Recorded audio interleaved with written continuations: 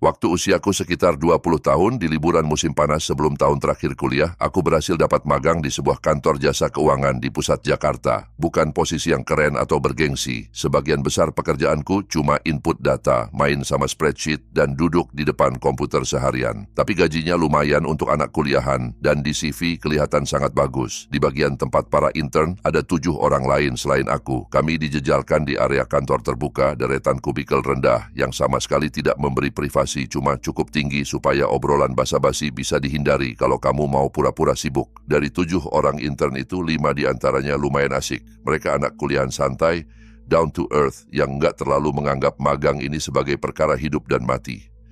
Ada satu cowok, Rudy, tipe yang menganggap pekerjaan ini sangat serius. Dia jarang bicara dan selalu mengetik dengan suara keras seolah keyboardnya punya salah besar sama dia.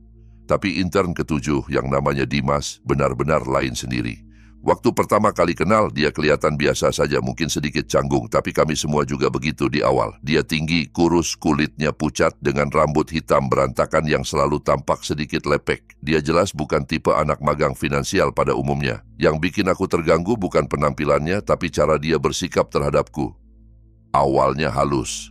Dia suka tiba-tiba nongol di kubikelku di tengah jam kerja, menyandar ke atas sekat. Karena sekatnya rendah, kepalanya jadi kelihatan menjulang, seolah dia setinggi 2 meter.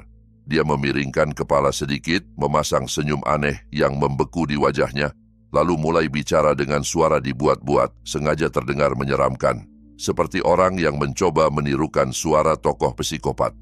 Aku biasanya tertawa kikuk, pura-pura menganggapnya lucu, padahal di dalam kepala cuma ada satu pikiran. Ini aneh banget buat dilakukan di kantor beneran. Kadang dia berkata hal-hal random seperti, kerja keras atau cuman pura-pura kerja, Roni? Dengan nada lambat, tidak alami, seolah mengejek. Setelah itu senyumnya tidak langsung hilang. Dia menahannya terlalu lama sampai suasananya jadi tidak nyaman. 2-3 kejadian pertama aku masih mengira dia cuma anak yang terlalu unik atau berusaha keras stand out di antara intern lain. Orang-orang bisa canggung di lingkungan baru, jadi aku tidak mau langsung menghakimi. Tapi lama-lama itu jadi rutinitas. Setiap hari, setidaknya sekali, aku akan melihat kepalanya perlahan muncul di atas dinding kubikel. Senyum panjang yang sama menempel di wajahnya, dan dia akan memulai percakapan aneh yang tidak nyambung dengan apapun. Kadang dia membuat lelucon yang tidak lucu, kadang menggumamkan kalimat-kalimat tidak jelas. Dan selalu dengan suara yang sama, lembut, dibuat-buat, seolah sedang bermain peran sebagai sesuatu yang menakutkan. Jujur saja, kalau kamu pernah dengar suara karakter Ed Gein yang diperankan Charlie Hunnam baru-baru ini, kurang lebih seperti itulah suara yang Dimas coba tirukan. Intern lain juga memperhatikan, tapi mereka kebanyakan cuma tertawa dan menganggap Dimas sedang berusaha iseng, mencoba mencairkan suasana kantor yang kaku. Aku juga merasa mereka mengira aku dan dia sudah punya semacam chemistry bercanda yang tidak dimiliki orang lain dengan dia. Yang menggangguku adalah kenyataan bahwa semua tingkahnya selalu diarahkan hanya padaku. Aku tidak melakukan apapun yang spesial kepadanya. Aku memperlakukannya seperti intern lain. Tapi di matanya seolah aku adalah penonton pribadi untuk pertunjukan aneh yang dia mainkan. Minggu-minggu berjalan, kunjungannya makin lama. Dia akan bersandar di atas sekat dan tinggal di situ bermenit-menit memandangku sambil bicara, kadang tidak bicara apa-apa, hanya menatap. Aku akan tertawa kecil, pura-pura sibuk, bilang aku harus menyelesaikan laporan. Biasanya dia tetap tidak peka. Sekitar 6 minggu sejak magang dimulai, suatu malam aku sedang di rumah makan malam sambil nonton TV ketika ponselku berdering. Nomor yang muncul tidak tersimpan di daftar kontak. Biasanya aku tidak mengangkat nomor tak dikenal, tapi saat itu aku sedang menunggu konfirmasi pengiriman paket. Jadi aku putuskan untuk mengangkat. Begitu aku bilang, halo, beberapa detik pertama yang terdengar hanya hening. Lalu tiba-tiba terdengar suara yang langsung bisa ku kenali, suara Dimas. Bukan suara normalnya di pagi hari yang jarang dipakai, tapi suara karakter menyeramkan yang selalu dia gunakan di kantor. Dengan nada agak keras, setengah seperti berteriak teredam, dia berkata pelan dan menyeret-nyeret kata, air pasang lagi naik, tarik perahumu dari air. Cara dia mengucapkannya seperti membacakan teka-teki yang tidak dimengerti siapapun selain dirinya. Dan tepat setelah kalimat itu, dia tertawa. Tawa panjang pecah seperti orang yang benar-benar kehilangan kendali. Lalu sambungan terputus. Yang membuat kulitku merinding bukan cuma isi panggilan itu, tapi fakta bahwa aku tidak pernah memberi Dimas nomor ponselku sama sekali. Refleks, Aku langsung mengirim pesan teks ke nomor itu menanyakan, "Ini Dimas, ya?" Pesannya gagal terkirim. Saat ku cek lagi, ternyata itu nomor telepon rumah, nomor kabel, bukan nomor seluler. Di situ rasa takutku benar-benar mulai menancap. Dari mana dia dapat nomorku? Kenapa dia menelponku seperti itu? Aku mencoba mencari-cari alasan. Mungkin dia menemukan nomorku dari semacam daftar kontak perusahaan. Tapi semakin kupikirkan, semakin tidak masuk akal. Cara dia mengucapkan kalimat tadi, tawanya. Semua terasa seperti usaha sadar untuk menakutiku, bukan sekadar kelucuan konyol. Hari Senin berikutnya, aku masuk kantor dengan perasaan was-was. Tapi Dimas tidak ada. Mejanya kosong, kursinya dingin, dan tidak ada tanda-tanda dia akan muncul. Sampai tengah hari dia belum juga datang. Aku akhirnya mendatangi supervisor kami Pak Hendra dan bertanya apakah mungkin Dimas mendapatkan nomorku dari sistem kantor. Ekspresi wajah Pak Hendra langsung bingung. Dia bilang intern tidak punya akses ke data pribadi karyawan seperti nomor telepon, apalagi nomor rumah. Lalu dia menambahkan, mereka sudah memutuskan untuk memecat Dimas akhir pekan sebelumnya. Alasannya, Dimas hampir tidak pernah menyelesaikan tugas dan sudah beberapa kali mengabaikan peringatan. Di situ aku menceritakan soal telepon malam itu. Pak Hendra tampak terkejut dan beberapa intern lain yang kebetulan mendengar ikut mendekat. Mereka mulai mengangguk dan bilang mereka juga sering merasa Dimas itu enggak beres. Ada yang mengaku pernah dibuat tidak nyaman olehnya meski tidak sepenuhnya seperti yang kualami. Aku menceritakan tentang kebiasaannya muncul di atas kubikel, suara anehnya, tatapannya. Pak Hendra menyuruhku untuk tidak terlalu khawatir. Dimas sudah dikeluarkan katanya dan tidak punya alasan untuk kembali ke kantor. Di satu sisi, aku merasa sedikit lega. Di sisi lain rasanya semua ini baru permulaan, bukan akhir. Seminggu berikutnya berlalu tanpa kejadian berarti. Tidak ada telepon lagi, tidak ada pesan, tidak ada kemunculan tak terduga di jalan. Suasana di kantor kembali normal. Perlahan aku mencoba meyakinkan diriku sendiri bahwa memang sudah selesai. Sampai suatu pagi, hari Jumat, sekitar jam 5, suasana masih gelap, hanya sedikit cahaya abu-abu yang menyelinap lewat sela-sela tirai jendela kamarku. Aku terbangun karena merasa mendengar suara, mungkin suara dari luar rumah. Perasaan gelisah memaksaku bangun dan melongok keluar jendela. Andai saja aku tidak melakukannya, di halaman belakang rumah, di tengah jarak antara deretan pepohonan dan cahaya lampu teras yang remang, ada sosok berdiri mematung sambil menatap ke arah jendelaku. Meski cahaya sangat minim, aku langsung tahu siapa itu. Tubuh tinggi kurus, rambut berantakan, cara berdirinya yang lurus kaku, Dimas. Untuk beberapa detik aku sama sekali tidak bisa bergerak. Otakku sibuk menolak apa yang terlihat oleh mataku, berusaha meyakinkan diri bahwa itu cuma bayangan. Tapi sosok itu tidak bergerak pergi. Justru menegakkan kepala, menatap tepat ke arahku. Lalu dengan jelas menembus gemerisik hujan dan keheningan subuh, aku mendengar dia memanggil namaku, bukan dengan suara normal. Dengan suara aneh itu, suara yang dia pakai di kantor, panjang, bernada nyanyian pelan. "Roni!" Seolah menikmati setiap huruf. Aku meraih ponsel di meja samping ranjang, berniat menelpon polisi. Tanganku gemetar hebat. Sementara itu, dari halaman, suara tawa itu kembali muncul. Tawa yang pernah kudengar lewat telepon. Keras, tidak wajar. Seperti tawa seseorang yang menikmati ketakutan orang lain lebih dari apapun di dunia ini. Aku membuka jendela sedikit dan berteriak bahwa aku akan menelpon polisi, memintanya pergi dari rumahku. Aku bahkan mengangkat ponsel tinggi-tinggi, menunjukkan bahwa aku tidak main-main. Dia hanya berdiri diam beberapa detik, masih tersenyum, lalu pelan-pelan berbalik. Sambil berjalan menjauh, tawa itu belum berhenti. Dia menghilang ke balik pepohonan di belakang rumah, tenggelam dalam kegelapan yang belum sepenuhnya pergi. Aku menelpon polisi. Suaraku bergetar saat menjelaskan apa yang terjadi. Petugas di ujung sana menanyakan apakah orang itu masih ada di halaman. Saat ku katakan dia sudah pergi, jawabannya datar. Kalau dia kembali atau mencoba masuk, segera telepon lagi. Itu saja. Tidak ada patroli langsung, tidak ada mobil polisi lewat depan rumahku malam itu. Dan aku memang tidak pernah melihat Dimas lagi setelah kejadian itu. Tidak di kantor, tidak di jalan, tidak dimanapun. Polisi tidak bisa berbuat banyak karena secara teknis dia tidak memaksa masuk, tidak menyentuhku, tidak mengucapkan ancaman langsung. Musim panas perlahan berlalu, aku menyelesaikan magang. Di hari terakhir, bosku memanggilku ke ruangannya dan menawarkan posisi tetap setelah aku lulus nanti. Saat itu, aku menerimanya, walau di dalam diriku ada bagian kecil yang merasa tidak tenang membayangkan kembali ke kantor itu. Aku tidak pernah menceritakan kejadian di halaman belakang rumah kepada siapapun di kantor. Buat apa? Dimas sudah lenyap entah kemana dan tidak ada yang tahu dia berakhir di mana. Seiring waktu, aku mencoba menyusun penjelasan logis. Mungkin Dimas sedang berjuang dengan gangguan mental yang tidak ditangani atau semacam gangguan sosial berat yang membuatnya tidak bisa membaca batasan. Itu satu-satunya cara yang sedikit masuk akal untuk menjelaskan bagaimana seseorang bisa berubah dari intern pendiam dan canggung menjadi sosok yang berdiri di halaman belakang rumah orang lain jam 5 pagi sambil tertawa seperti orang gila. Beberapa tahun sudah berlalu. Aku akhirnya tidak jadi kerja di perusahaan itu. Aku menerima pekerjaan lain setelah lulus di tempat yang lebih jauh dari rumah. Aku jarang mengingat kejadian itu sekarang. Hidup berjalan, masalah baru datang, yang lama memudar. Tapi sesekali, gambar dirinya berdiri di tengah halaman belakang rumah, wajah samar di antara bayang pepohonan dan cahaya lampu teras, masih muncul begitu saja di kepalaku dan membuatku merinding. Aku masih bertanya-tanya bagaimana dia mendapatkan nomorku, bagaimana dia menemukan alamat rumahku, dan apa sebenarnya yang dia inginkan pagi itu.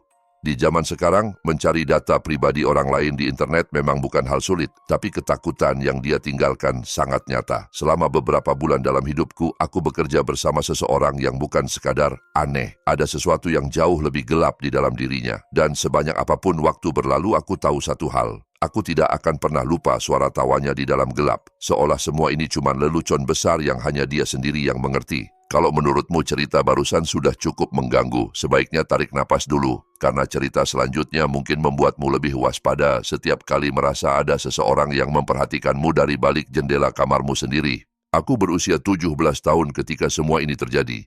Itu adalah pekerjaan resmi pertamaku. Bekerja di sebuah minimarket besar di sebuah kota kecil yang tenang di Jawa Barat. Kota di mana hampir semua orang saling kenal. Di mana kabar terbaru biasanya hanya soal siapa yang menikah atau warung mana yang barusan buka, bukan kejadian-kejadian menyeramkan. Awalnya aku sangat menikmati pekerjaanku. Tugasnya sederhana, rekan kerja sebagian besar ramah, dan aku cepat terbiasa dengan ritme kasir.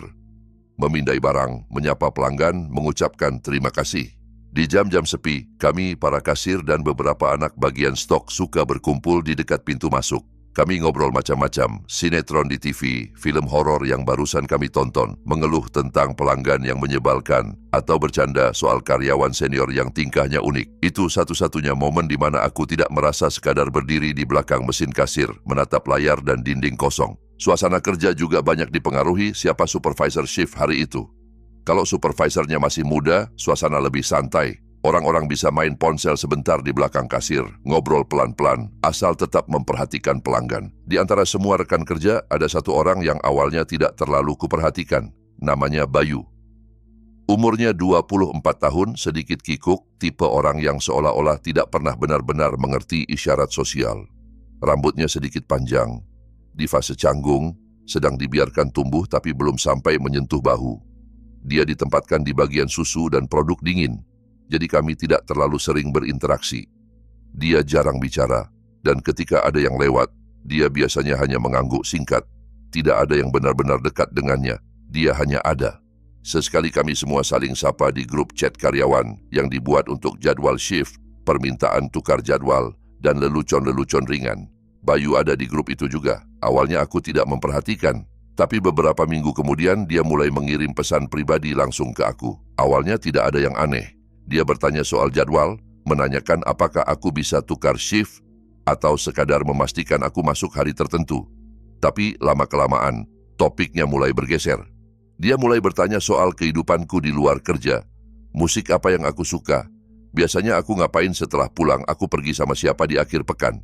Untuk beberapa waktu aku masih menganggapnya basa-basi biasa. Tapi ada sesuatu di nada pesannya yang terasa salah. Sesekali dia memuji penampilanku dengan cara yang membuatku tidak nyaman. Kadang dia melontarkan komentar yang terasa sedikit genit, tapi dibungkus seolah bercanda. Sebagai cewek 17 tahun yang baru pertama kali punya pekerjaan, aku tidak tahu bagaimana harus menghadapinya. Aku berpikir mungkin dia hanya tidak tahu bagaimana bersikap pada perempuan yang lebih muda. Tapi ada satu hal yang terus mengganggu. Jarak usia di antara kami. Dia bukan sebaya teman sekolahku, dan tidak ada orang lain di tempat kerja yang tahu bahwa dia sering mengirimi pesan seperti itu.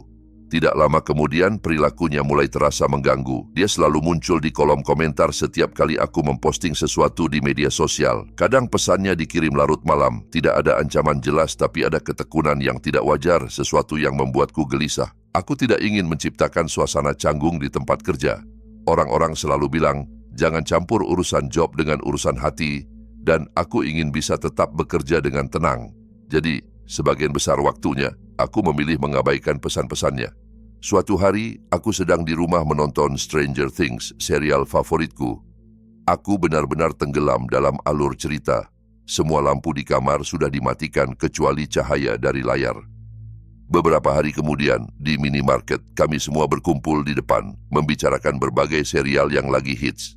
Aku sedang bercanda dengan beberapa kasir lain ketika Bayu tiba-tiba berkata, dengan nada santai, "Kamu suka Stranger Things, kan?" Aku langsung terdiam beberapa detik. Aku tidak ingat pernah bercerita pada siapapun di tempat kerja soal serial itu. Tidak di kasir, tidak di grup chat. Aku cuma mengangguk pelan, berusaha tidak memperpanjang. Tapi ada rasa dingin merambat di punggungku. Dari mana dia tahu? Aku sekilas menatapnya. Dia tersenyum canggung seperti biasa, lalu tidak berkata apa-apa lagi, dan kembali ke bagian susu seolah tidak terjadi apa-apa. Tapi sejak saat itu, perasaan dia selalu mengamatiku tidak bisa hilang. Beberapa malam kemudian, rasa takut itu benar-benar mulai tumbuh. Aku sedang berbaring di kasur, mencoba tidur setelah shift yang panjang, rumah dalam keadaan sunyi. Lalu aku mendengar suara gesekan halus di jendela kamarku. Awalnya aku pikir itu angin atau ranting yang tersapu ke kaca, tapi suara itu muncul lagi, lebih jelas. Bunyi tap-tap pelan, seperti ujung kuku mengetuk kaca dengan sengaja. Aku pelan-pelan bangkit, mendekat ke jendela, dan mengintip di balik gorden dengan jantung berdebar. Di luar gelap, aku tidak melihat apapun. Tidak ada bayangan orang, tidak ada siluet, tapi rasa tidak enak terus menggantung di udara. Aku memaksa diriku untuk menganggapnya hanya suara acak. Mungkin binatang, mungkin cabang pohon. Tapi komentar Bayu di minimarket beberapa hari sebelumnya, pertanyaannya tentang Stranger Things terus berputar di kepala. Dia tahu apa yang kulakukan di rumah di kamarku tanpa aku pernah bercerita. Pertanyaan itu menjelma menjadi sesuatu yang jauh lebih menyeramkan ketika akhirnya aku memutuskan untuk menjawab salah satu pesannya. Beberapa hari setelah suara di jendela, Bayu mengirim pesan lagi. Kali ini aku tidak mengabaikannya. Dengan nada sejelas mungkin, aku bilang aku tidak tertarik dengannya, dan aku merasa tidak nyaman dengan caranya menghubungi aku. Butuh keberanian untuk menekan tombol kirim. Jari-jariku gemetar. Tidak lama setelah itu, balasannya muncul. Hanya satu kalimat. Oke, semoga sukses ganti alamatmu. Kalimat itu seperti tamparan dingin. Dalam satu pesan pendek, tanpa sadar dia mengaku bahwa dia sudah tahu di mana aku tinggal. Bukan hanya tahu, tapi juga merasa cukup berani mengucapkan sesuatu yang terdengar seperti ancaman samar. Aku langsung menyimpan tangkapan layar semua percakapan itu. Esok harinya, aku menemui manajerku. Di ruang kecil di belakang gudang, aku menceritakan semuanya. Pesan-pesannya, komentar-komentarnya, kalimat mengerikan itu. Manajerku tampak terkejut dan marah. Dia bilang aku tidak perlu takut dan bahwa mereka akan menanganinya. Ayahku menjemputku hari itu dan kami langsung ke kantor polisi terdekat. Di sana aku mengulang lagi semua ceritanya. Aku menunjukkan screenshot pesan Bayu menceritakan suara-suara di jendela malam itu dan mengaku bahwa aku mencurigainya mengikutiku sampai ke rumah. Polisi mendengarkan dengan serius. Mereka mulai menyiapkan berkas untuk surat perintah perlindungan semacam restraining order yang melarang Bayu mendekatiku lagi. Keesokan harinya di tempat kerja, Bayu dipanggil ke kantor manajer. Dia tidak pernah kembali ke lantai toko setelah itu. Kabar yang kudengar, dia dipecat saat itu juga dan pihak polisi mulai memproses aturan hukum yang melarangnya mendekati minimarket maupun rumahku. Kupikir semuanya akan selesai di situ. Tapi kenyataannya, selesai dan tenang tidak berjalan secepat itu. Bahkan dengan surat perlindungan di tangan, bayangan kalau dia benar-benar gila, apa selembar kertas bisa menghentikannya? Terus menghantui. Aku mulai mengecek kunci pintu berulang kali setiap malam. Aku menolak mengangkat telepon dari nomor tak dikenal. Aku hanya berbagi detail rutinitasku dengan keluarga. Tidak lagi menceritakan jam shiftku ke teman secara sembarangan. Minggu-minggu berjalan lambat. Setiap kali ada suara di luar rumah, jantungku langsung berdegup keras. Kadang aku terbangun tengah malam dengan keyakinan bodoh bahwa ada seseorang berdiri di luar jendela, memperhatikan. Perlahan bulan berganti bulan, tidak ada pesan baru, tidak ada ketukan lain di jendela, tidak ada sosok berdiri di depan minimarket menungguku pulang. Surat perlindungan itu tampaknya cukup untuk menahannya jauh dari hidupku, setidaknya secara fisik. Aku mulai bisa bernapas sedikit lebih lega. Aku berani keluar rumah sendirian lagi. Aku berhenti mengecek jendela sebelum tidur. Hingga akhirnya aku berhenti memikirkan Bayu sama sekali. Setidaknya di siang hari. Butuh waktu lama untuk benar-benar merasa aman. Bahkan setelah aku resign dan pindah ke kota lain, bayangannya masih melekat. Pengalaman itu meninggalkan jejak. Aku menjadi sangat peka terhadap orang yang melampaui batas, bahkan sejak tanda-tanda awal. Aku belajar mempercayai instingku sendiri, belajar bahwa rasa tidak nyaman kecil pun pantas didengarkan. Hal yang paling menakutkan ketika kuingat sekarang bukanlah kemungkinan bahwa Bayu bisa melukaiku secara fisik. Yang lebih menyeramkan adalah betapa cepat orang yang tampak normal, bahkan canggung dan tidak berbahaya, bisa berubah menjadi sumber ketakutan. Semua itu bisa dimulai dengan interaksi kecil yang tampak tidak penting. Pesan singkat, pertanyaan basa-basi, komentar yang dibuat seolah cuma bercanda. Lalu perlahan, menanjak menjadi sesuatu yang jauh lebih gelap. Bertahun-tahun berlalu, aku sekarang bekerja di kota lain, tinggal di apartemen kecil yang jauh dari minimarket tempat aku dulu bekerja. Aku tidak kontak dengan satu pun mantan rekan kerja di sana. Hidupku secara garis besar baik-baik saja, tapi kenangan tentang malam-malam ketika aku berbaring di tempat tidur, menahan napas, yakin seseorang ada di luar jendela kamarku, itu tidak pernah hilang sepenuhnya. Kalau kamu sedang bekerja dan merasakan ada rekan yang mulai melampaui batas, bahkan dalam bentuk yang paling halus sekalipun, jangan buru-buru mengabaikannya. Jangan langsung menyebutnya sekadar awkward atau cuman bercanda. Di permukaan mungkin terlihat remeh, tapi bisa jadi itu langkah pertama menuju berbulan-bulan ketakutan atau sesuatu yang lebih buruk. Aku pernah melewatinya, aku bertahan. Dan untukku, itu sudah cukup. Sekarang, dengarkan baik-baik. Kalau kamu berpikir kamu sudah mengerti seperti apa rasanya terjebak dalam situasi tidak aman, cerita berikutnya mungkin akan membuatmu mempertanyakan lagi seberapa aman sebenarnya tempat kerjamu setiap kali langit mulai mendung. Ketika aku berusia 26 tahun, aku bekerja di sebuah kantor asuransi kecil di pinggiran Bandung. Kantornya berada di deretan ruko di belakang sebuah kompleks pertokoan yang sepi, dengan satu baris meja panjang, lampu neon yang kadang berkedip, dan bau kopi yang tidak pernah hilang dari pagi sampai malam. Bukan pekerjaan impian, tapi cukup untuk membayar sewa dan membiayai hidup. Mayoritas rekan kerjaku menyenangkan. Pekerjaannya seringkali monoton, terutama di hari-hari sepi ketika telepon jarang berdering.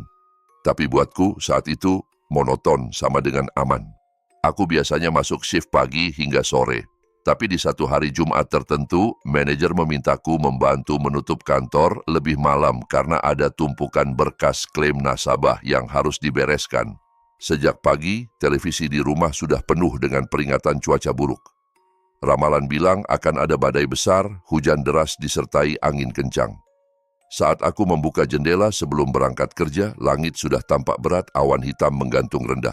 Sekitar jam 3 sore, hujan mulai turun begitu deras sampai ujung jalan tidak terlihat dari jendela kantor. Suara guntur menyambar, membuat kaca bergetar halus.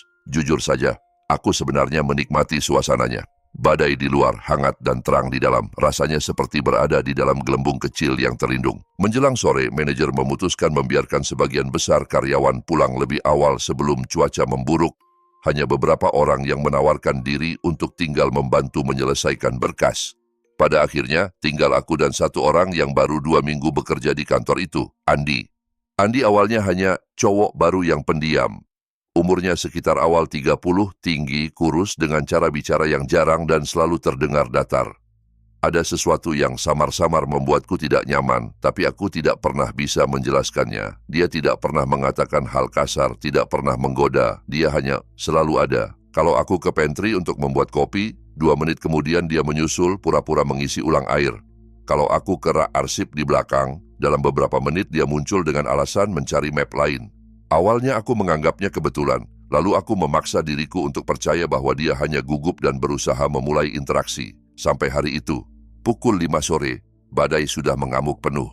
Petir menyambar hampir setiap beberapa detik disusul guntur yang mengguncang lantai. Kantor yang biasanya cukup ramai terasa jauh lebih kosong dari biasanya. Semua suara digantikan oleh gemuruh hujan dan gelegar langit. Andi duduk di mejanya beberapa deretan dariku, menatap layar komputer. Dari tempatku, yang terlihat hanyalah deretan angka dan huruf acak, seolah dia mengetik sesuatu yang tidak ada hubungannya dengan klaim asuransi. Setiap kali aku mengangkat kepala, aku menangkapnya sedang melirik ke arahku, lalu berpura-pura kembali fokus. Sekitar jam 6:30, lampu di plafon mulai berkedip pelan. Kali pertama, kami berdua refleks tertawa kecil karena kaget, saling melontarkan senyum tegang. Tapi Andi tetap tidak mengatakan apapun.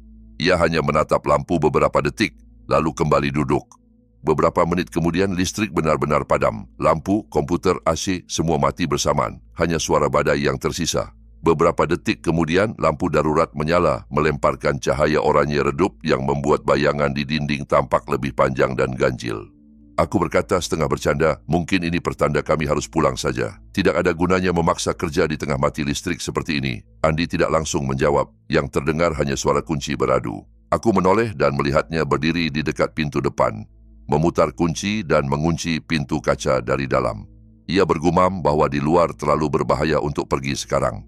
Nada suaranya datar, tapi ada sesuatu yang berat di balik kata-katanya. Sesuatu yang membuat bulu kudukku berdiri. Aku memutuskan untuk pura-pura tenang. Aku mengambil tas dan jaket, berniat menunggu sebentar sampai hujan agak reda, lalu memaksa pulang. Tanpa listrik, kantor terasa jauh lebih sempit. Cahaya oranye dari lampu darurat membuat segala sesuatu tampak berbeda. Meja yang biasa, kursi biasa, bahkan tumpukan berkas pun terlihat lebih gelap, seperti bukan milik dunia yang sama. Suara hujan di atap ruko terdengar seperti dentuman terus-menerus. Ketika aku kembali ke deretan meja di depan, Andi berdiri di dekat pintu menatap keluar lewat kaca. Di luar hanya ada kegelapan dan kilatan petir yang sesekali mengungkap parkiran kosong. Aku bilang padanya aku ingin menelpon pacarku untuk memberi kabar bahwa aku akan pulang terlambat. Dia tidak menjawab, tidak menoleh, hanya berdiri diam, melihat keluar seolah ada sesuatu di kegelapan itu yang hanya dia yang bisa lihat. Aku memutuskan menuju ruang istirahat di belakang untuk menelpon. Tapi begitu sampai di sana, layar ponselku menunjukkan tidak ada sinyal. Aku mengangkatnya tinggi-tinggi, berjalan ke sudut-sudut ruangan, hasilnya sama. Aku mencoba telepon kantor, berharap sambungan telepon masih berfungsi meski listrik mati. Tidak ada nada sambung, hanya keheningan. Di luar, guntur menggelegar lagi, membuatku tersentak. Ketika aku berbalik untuk kembali ke ruang depan, aku hampir berteriak. Andi berdiri di ambang pintu, hanya beberapa langkah dariku. Aku tidak mendengar dia berjalan mendekat sama sekali. Dia memegang senter kecil, mengarahkannya ke wajahnya dari bawah dagu, membuat bayangan panjang naik ke pipi dan matanya. Senyum tipis menggantung di bibirnya, seperti anak kecil yang sedang bercanda. Aku memaksa diriku tertawa kecil, bilang dia berhasil membuatku kaget. Dengan suara pelan, aku mengulang lagi permintaanku. Bisakah dia membuka kunci pintu? Aku ingin pulang. Andi hanya berkata, dengan nada yang ingin terdengar meyakinkan, bahwa di luar terlalu berbahaya. Lebih baik kami menunggu sampai badai agak reda. Cara dia mengucapkannya pelan dan hampir berbisik, membuat kata-kata itu terasa seperti sesuatu yang lain. Bukan kekhawatiran, tapi keinginan agar kami tetap terjebak di ruangan itu lebih lama. Aku menahan keinginan untuk membantahnya. Aku hanya mengangguk, lalu kembali ke kubikelku. Aku pura-pura sibuk merapikan berkas dan memasukkan barang-barang ke tas. Di dalam kepalaku, satu-satunya rencana adalah menunggu momen yang tepat, lalu mencari jalan keluar lain. Beberapa menit kemudian, ketika aku mengangkat kepala, Andi sudah tidak ada di meja depan. Kursinya kosong, senter tidak terlihat. Aku menebak dia pergi ke toilet atau mengecek sesuatu di gudang. Dengan jantung berdegup cepat, aku mengambil kesempatan itu. Aku berjalan cepat ke belakang, menuju pintu keluar yang mengarah ke parkiran kecil di belakang ruko tempat mobilku terparkir. Di sana ada pintu logam berwarna abu-abu yang biasanya digunakan karyawan. Tapi ketika aku meraih gagangnya dan mencoba memutarnya, pintu itu tidak bergerak sedikit pun. Aku menunduk dan baru menyadari, ada rantai besar melilit pegangan dari dalam, dikunci dengan gembok. Kami tidak pernah melakukan ini sebelumnya. Tidak ada prosedur yang menyebutkan mengunci pintu belakang dengan rantai. Dadaku terasa disesaki udara dingin. Saat itulah aku mendengar langkah kaki pelan di ujung lorong. Suara sol sepatu menyentuh lantai keramik dalam ritme yang terlalu tenang.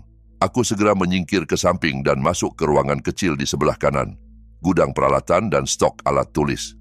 Aku menutup pintu pelan-pelan, berusaha supaya engsel tidak berderit, lalu berdiri di sana dalam gelap, hanya ditemani detak jantungku sendiri. Dari luar, cahaya senter merayap seperti garis tipis di bawah celah pintu. Andi memanggil namaku, suaranya lembut, nyaris seperti orang tua yang berusaha menenangkan anak kecil. Ia berkata ia hanya ingin memastikan aku baik-baik saja. Ia menyarankan aku tidak berkeliaran di lorong karena berbahaya kalau terpeleset. Kata-kata itu mungkin terdengar wajar kalau diucapkan orang lain. Tapi di situasi itu, dalam kegelapan, dengan rantai di pintu belakang dan pintu depan terkunci, suaranya terasa seperti jebakan. Aku menahan napas berdiri setengah membungkuk di antara tumpukan karton dan rak, berusaha tidak menimbulkan suara. Lampu senter berhenti tepat di depan pintu gudang. Pada celah di bawah, aku bisa melihat garis cahaya oranye keputihan. Ia diam di sana beberapa detik yang terasa seperti menit. Lalu cahaya itu menjauh. Langkah kakinya berangsur-angsur menghilang di tengah suara hujan dan guntur yang tidak pernah berhenti. Aku tidak tahu berapa lama aku menunggu di sana. Mungkin 10 menit, mungkin 15. Waktu terasa aneh ketika kamu menahan diri untuk tidak bernapas terlalu keras. Akhirnya, saat aku merasa lorong benar-benar sunyi, aku memberanikan diri membuka pintu sedikit dan mengintip. Tidak ada orang. Lampu darurat masih menyala redup. Aku keluar perlahan, mengerahkan keberanian sisa yang aku punya dan mulai berjalan ke depan. Begitu sampai di tikungan menuju pintu utama, aku langsung berhenti. Kaca pintu depan kantor tidak lagi utuh. Hampir seluruhnya hancur, serpian kaca berserakan di lantai, dihantam air hujan yang masuk tanpa halangan. Angin menjerit melalui celah kosong itu, mendorong tirai tipis bergoyang-goyang seperti sosok tak terlihat. Andi tidak terlihat dimanapun, tidak ada suara langkah, tidak ada bayangan. Aku hanya ragu beberapa detik. Badai di luar atau kantor gelap dengan pintu berantai dan rekan kerja yang menghilang. Pilihanku jelas. Aku berlari menerobos serpihan kaca, melindungi wajahku dengan lengan dan keluar ke hujan yang menggila. Dalam beberapa detik, aku sudah kuyup, tapi aku tidak peduli. Aku berlari secepat yang aku bisa menuju mobilku di parkiran belakang. Tanganku gemetar hebat waktu mencoba memasukkan kunci ke lubang kontak. Setelah beberapa kali percobaan, mesin menyala. Tanpa menoleh lagi ke gedung itu, aku melajukan mobil keluar dari parkiran. Di rumah, aku mengunci semua pintu dan jendela. Aku duduk di ruang tamu, masih dengan pakaian basah, mendengarkan suara hujan menghantam kaca jendela.